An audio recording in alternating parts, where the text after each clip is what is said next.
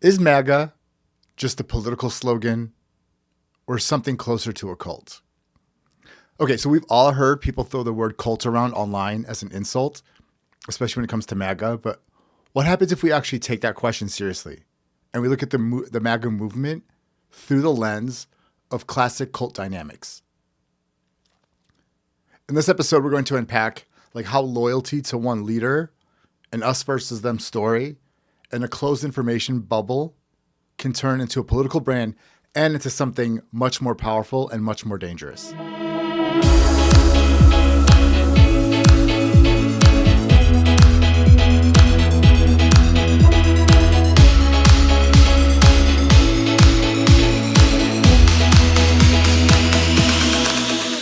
Hi, and welcome back to Built to Grow, the show about how ideas, movements, and people grow for better or for worse.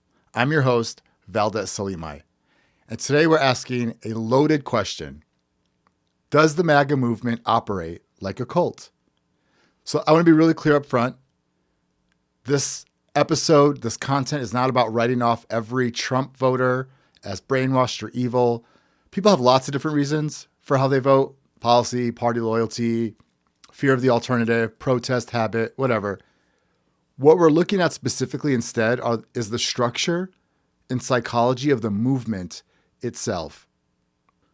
When you zoom out and you look at the language, the symbols, the media ecosystem, and the emotional energy inside MAGA, you start to see patterns that look a lot less like a normal political coalition and a lot more like a personality cult built around one man and his story about the world. In this episode, we'll build a simple working definition of what I mean by cult. We'll map out those traits onto MAGA, where they fit, where they don't. We'll also talk about why these dynamics are so effective for people who feel angry, left behind, or threatened. And then at the end, we'll just discuss some practical thoughts on how to engage MAGA-aligned people without losing your mind or your values. So before we call anything a cult, we need to just make sure we paint a clear picture of what that actually means. Sociologists and psychologists who study cults tend to point to a cluster of patterns, and different experts use different language, but you'll hear themes like these regularly. 1, a charismatic, central leader who's treated as uniquely wise, chosen, and infallible. Number 2, an us versus them worldview, where insiders are pure and enlightened, and outsiders are corrupt, evil, or brainwashed. Number 3, information control. It's a curated bubble of quote-unquote truth that keeps members from trusting outside resources. Number 4, demands for absolute loyalty. So this is where questioning the leader or the group narrative is recast as a betrayal. Then there's moral inversion, number 5, where actions that would normally be seen as wrong are actually justified because they serve the cause. And then number 6, social and emotional pressure. These are things like rituals, symbols, and community that make it costly, even unthinkable, to walk away. Now, of course, not every intense community that checks one or two of those boxes is automatically, a full-blown cult. But the more of these traits you see, and the more extreme they get, the more you slide from strong fandom or intense political base towards cult territory. So with that framework in mind, let's look at MAGA. Okay, trait 1, the charismatic leader at the center. Every cult or cult-like movement revolves around a person who becomes more than just a leader. They turn into a symbol, they become a savior, or a vessel for people's fears and their hopes. In MAGA, the figure is obvious. It's Donald Trump. I've even seen some people, some of his followers even likened him or compared him to Jesus. Now, inside the movement, Trump is framed as the only one who, quote unquote, tells it like it is. He's the only person brave enough to take on the so-called deep state, the corrupt media, the globalist elitists, pick your villain. His flaws, lies, scandals, legal issues aren't just brushed aside. They're often reframed as proof that he's over the target. If they're attacking him this hard, he must be, the one threatening their power. And then there's, policy debates inside the movement almost always collapse into a single question. Are you for Trump or against him? When a political movement becomes so leader-centric that its identity can't really be separated from one man, you're not just dealing with a normal party coalition anymore. You're getting very close to a personality cult. That takes us to trait 2, that us versus them worldview. Cults often teach members that the world is divided into 2 camps. Us, the unenlightened, prosecuted, morally pure, and them, the corrupt, the evil, the brainwashed, and controlled by dark forces. MAGA leans very heavily into this binary. You get language about real Americans versus immigrants, urban elites, liberals, the quote-unquote deep state, and anyone who questions the movement, sometimes even fellow conservatives. Now, this kind of story is emotionally powerful. If you've ever felt ignored or humiliated by, existing institutions, it's a relief to be told, hey, you're not crazy. You're one of the only people who really sees what's going on. This actually is a large contributor to how people become radicalized into MAGA. It doesn't start by homophobia, racism, hate. It starts from not being seen. It comes from a place of not belonging or feeling like pain or hurt. So that's what MAGA offers people is oh, I see you. I validate you. Now here's the other thing about cults. All cults have some foundation in religion. For MAGA, it's actually Christian nationalism. So not Christianity as we know it, but the idea that the obnoxious Christian nationalism that we see trying to run this country. You hear religious and spiritual framing, like patriots, God's chosen leader, spiritual battle. Language that turns politics into a war between good and evil, not, a set of just policy disagreements. And any criticism of Trump or MAGA isn't just wrong. It's treasonous. It's a betrayal of the nation itself. But the trade-off is huge because it shuts down curiosity. It makes compromise feel like betrayal, and it encourages people to see neighbors, coworkers, and even family members as enemies in some kind of holy war. Then there's trait 3, that information control and alternate reality. One of the most powerful tools any cult has is control over information. If you can shape what counts as truth, you can shape almost anything. Over the last decade, MAGA has grown up alongside and helped grow a massive alternative media universe. Think partisan cable networks, talk radio, YouTube shows, podcasts, social media influencers, and fringe websites that pump out a constant stream of pro-MAGA narratives. Within that ecosystem, every inconvenient fact can be dismissed with a few magic words: fake news, deep state, witch hunt. Traditional journalism, academia, government agencies, even the courts, these institutions are often described as hopelessly corrupt unless, in that moment, they happen to rule in Trump's favor. Now, none of this is unique to the right. Of course, information bubbles exist across the spectrum. But in the MAGA context, loyalty often shows up as a willingness to live entirely inside the curated media bubble. Look at the attitudes towards so my background's in diversity, equity, and inclusion as well. And so look at the attitudes towards diversity, equity, and inclusion and the way and the misuse and the weaponization of the word woke. MAGA folks don't even understand what diversity, equity, and inclusion work is. They don't understand what woke means or where it came from. They don't understand any of those things, but they hate them because they've been told to hate them.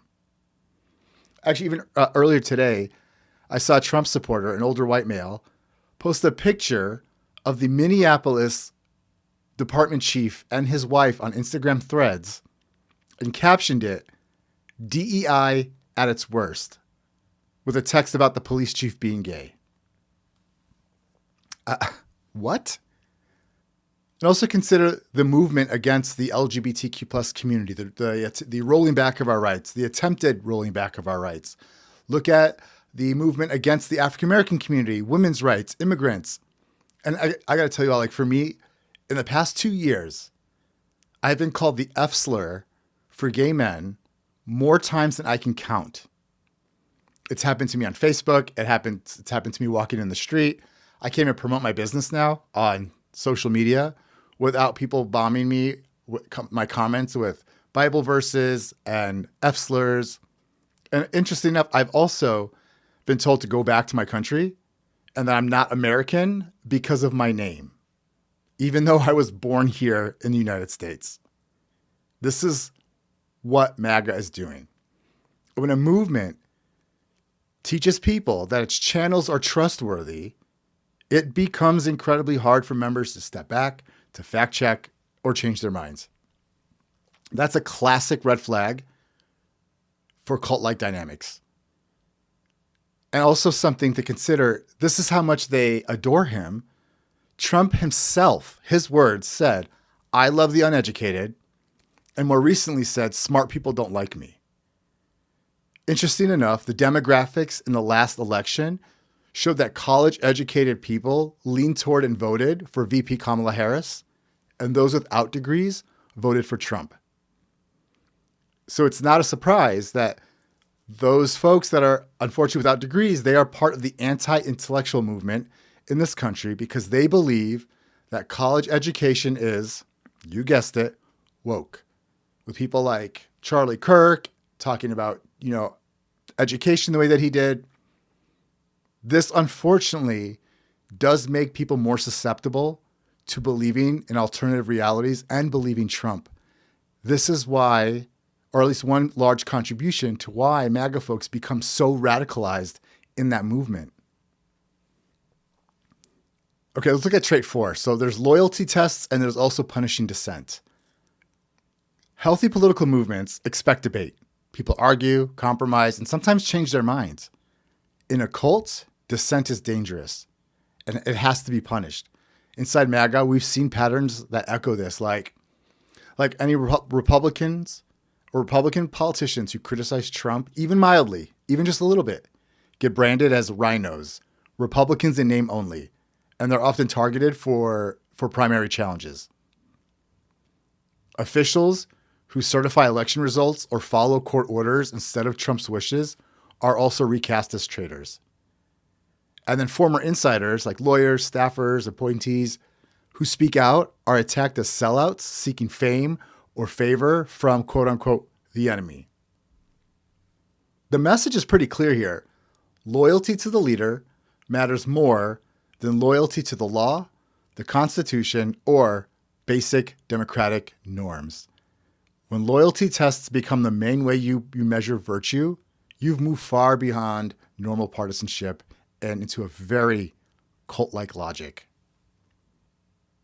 Then there's trait 5, moral inversion and the ends justify the means thinking. I actually just shared a podcast episode on Donald Trump and how Donald Trump embodies the dark triad, a trio of malevolent personality traits, and one of them is Machiavellianism, so using people, the ends justify the means. This same thing applies towards followers. And another benchmark, or another hallmark rather, of cults is moral inversion, turning actions that would normally be seen as wrong into heroic sacrifices for the cause.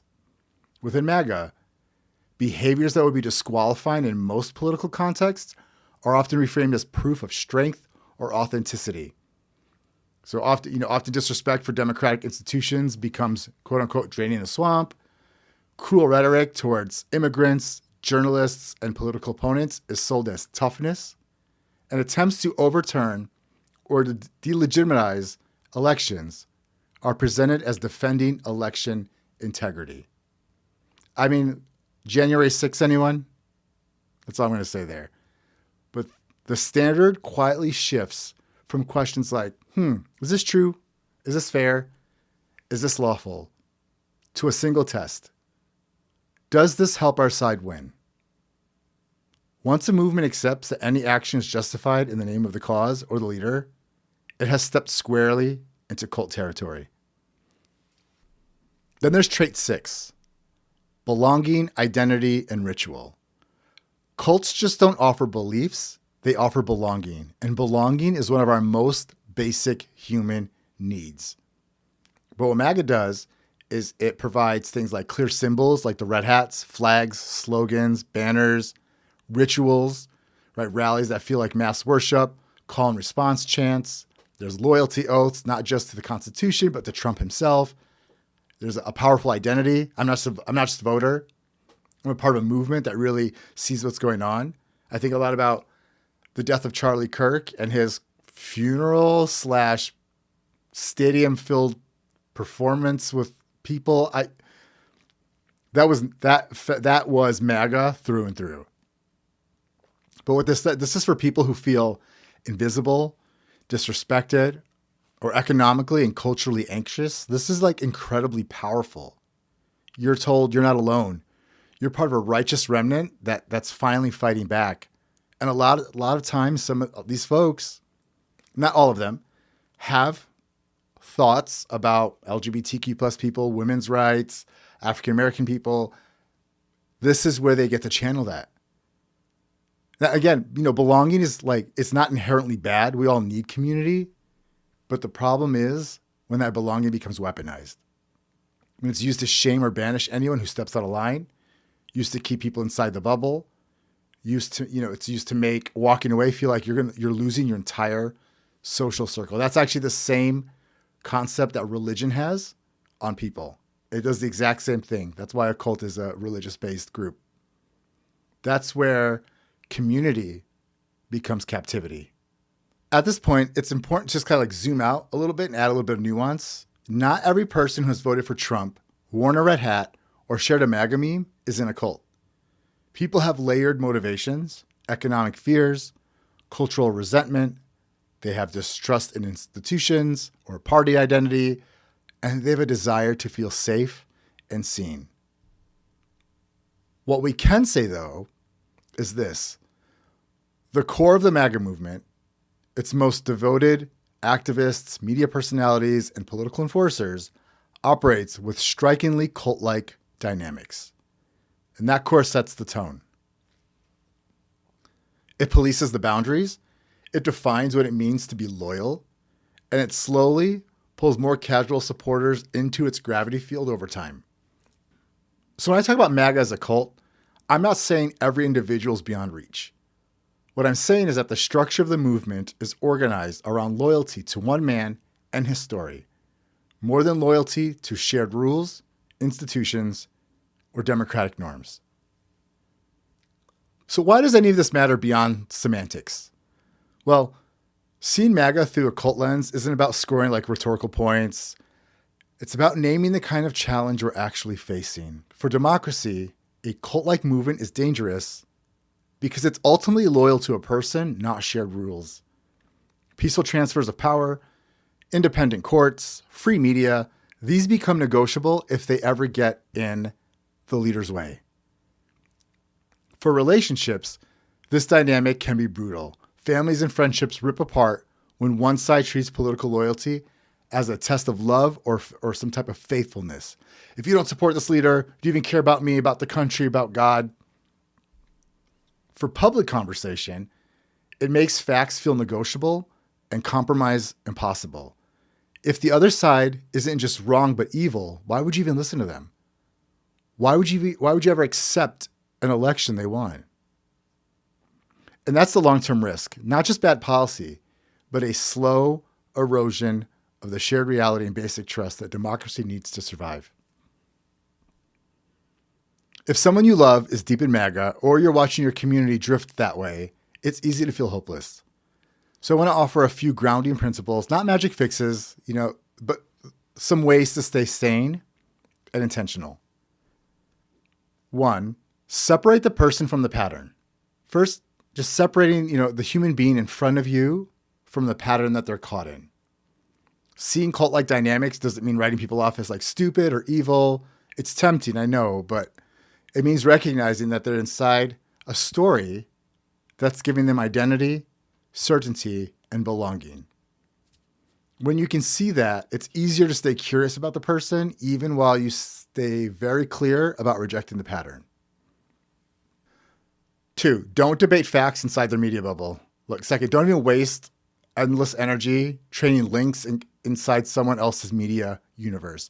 If all your information comes from completely different realities, sending each other articles is usually a dead end. Instead, focus on shared values, things like fairness, safety, honesty, love, care for neighbors.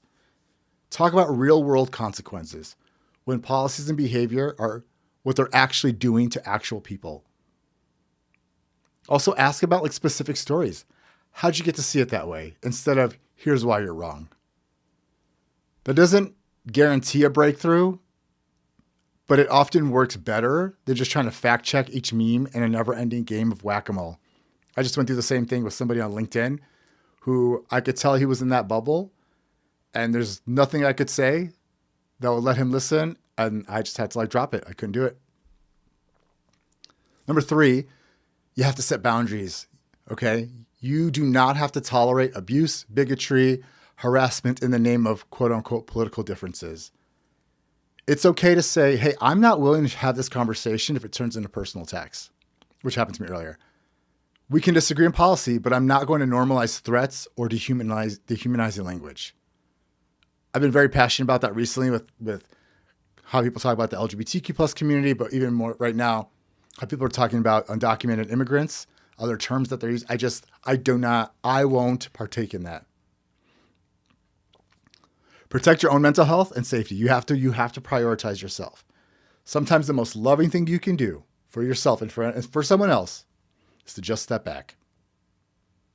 Number 4, strengthen pro-democracy culture where you are. Finally, look at what you can build. If cult-like politics hollow out democracy from the inside, then part of the answer is to strengthen pro-democracy culture in your own circles. So this might look like supporting local journalism and institutions that are actually accountable, backing leaders of any party who respect rules, courts, and peaceful transfers of power, practicing disagreement in your own life in a way that honors facts and human dignity.